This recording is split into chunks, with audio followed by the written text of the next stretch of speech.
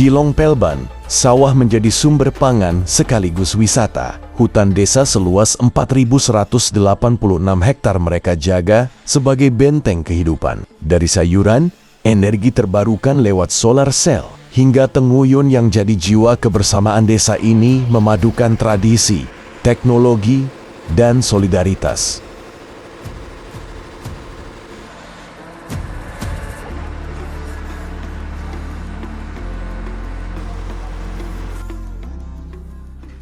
Desa Long Pelban terletak di paling hulu, Sungai Kayan di Kecamatan Pesok yang dapat ditempuh dengan jalur sungai dengan waktu kurang lebih 4 jam.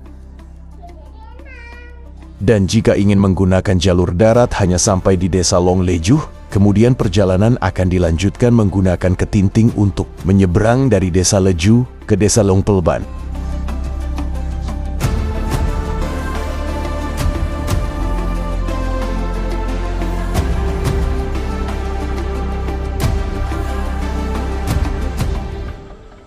Sektor yang mendukung perekonomian Desa Long Pelban adalah sektor pertanian. Sebagian besar mata pencaharian masyarakat desa adalah bertani. Di Desa Long Pelban sendiri memiliki 2 kelompok tani, yaitu kelompok ibu-ibu sayur dan kelompok tani sawah.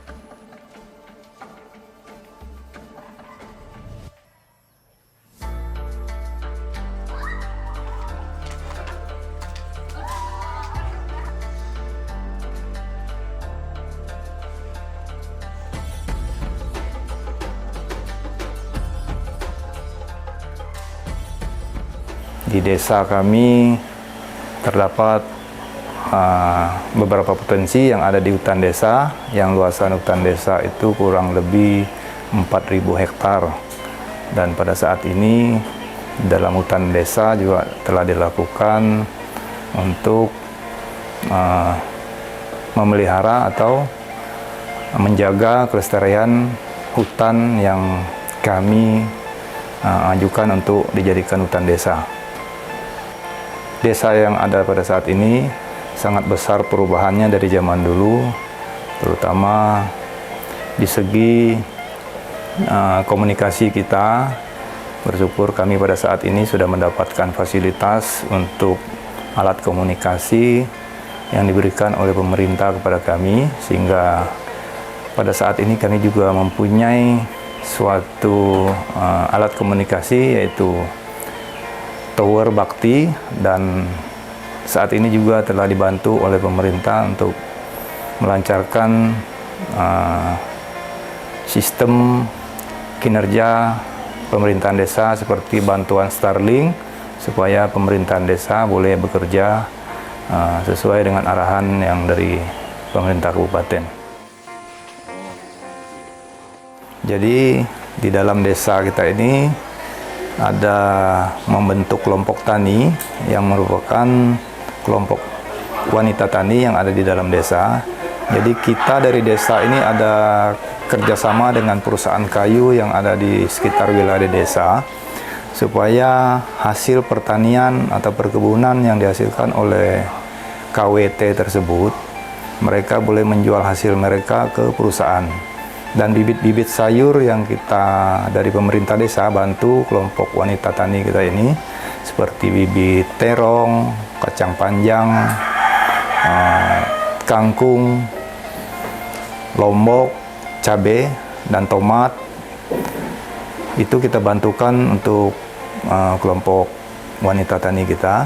Dan hasil daripada perkebunan mereka itulah yang mereka antar ke perusahaan tersebut. Dan ada juga sayur-sayur yang tanpa kita bantu dengan bibit, seperti pakis, ada rebung, yang merupakan tanaman yang ada di wilayah desa Long Pelban tersebut. Jadi dengan kesepakatan kita dengan perusahaan, mereka membuat sebuah jadwal untuk mengantarkan sayur ke perusahaan, yaitu 2 hari sekali.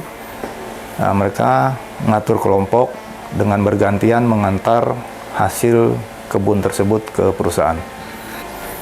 Ya, kita yang di desa ini cuman cara kita merawat dan menjaga kelestarian yang ada di hutan desa itu, kita mengadakan patroli yang dibantu oleh Impersula, membiayai kita untuk mengadakan patroli yang ada di hutan desa.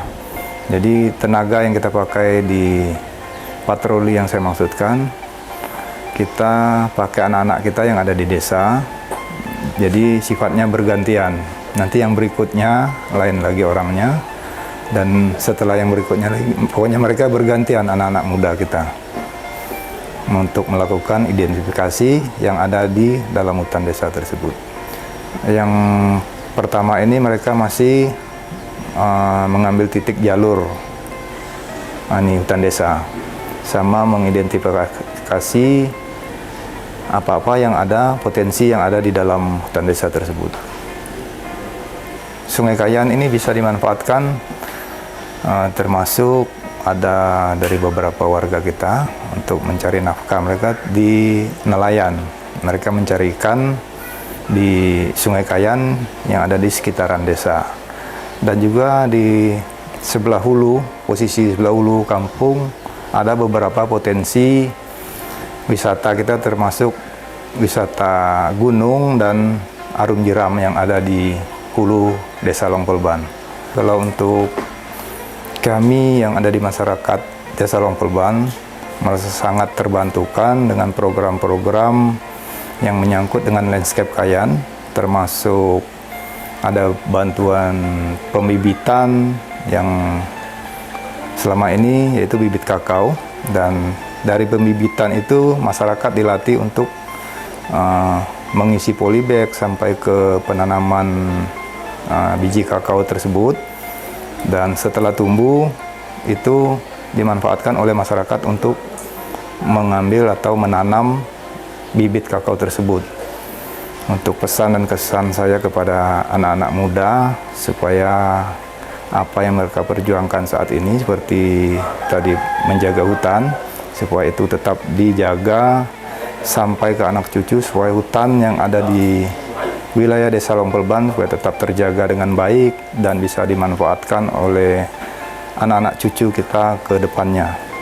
Dan harapan kami selaku masyarakat, supaya program yang telah dilakukan oleh pemerintah bersama dengan beberapa yayasan yang ada di dalam Kabupaten Bungan, supaya itu tetap berjalan dengan baik. Dan saat ini listrik kami masih memakai genset yang bahan bakarnya dengan solar. Dan hidupnya pun dari jam 6 sampai jam 11 malam aja. Ya. Kalau khusus untuk pertanian, ada itu bantuan dari YEKAN, yaitu awalnya mereka pengadaan bibit. Setelah itu mereka sampaikan ke pengurus LPHD Desa Longpelban untuk membawa masyarakat atau organ-organ untuk mengisi polybagnya. Dalam arti itu juga jadi peningkatan ekonomi bagi masyarakat dalam bantuan YEKAN, yaitu menaruh bibit di dalam polybag sama mengisi tanah di polybag. Pribadi saya sangat menikmati dengan bantuan-bantuan yang sudah diberikan kepada masyarakat dan keluarga saya. Kalau masalah sungai itu, kok kenapa kita biarkan orang merusakkan air minum kita? Kalau kita yang sangat memerlukan itu, tentunya kita larang. Kita tidak mau. Kalau dikasih rusak, kemana kita cari lagi? Begitu juga hutan. Sama. Kebersamaan itu supaya kita mudah kerjasama dalam sesuatu itu kan. Dengan cara tak langsung kita ajak masyarakat yang kurang paham dengan apa namanya masyarakat. Masyarakat itu harus gotong royong, baru bisa jadi. Itulah namanya masyarakat. Sekelompok orang yang sudah percaya dengan sehati, sepikiran dalam sesuatu apa. Yang sangat-sangat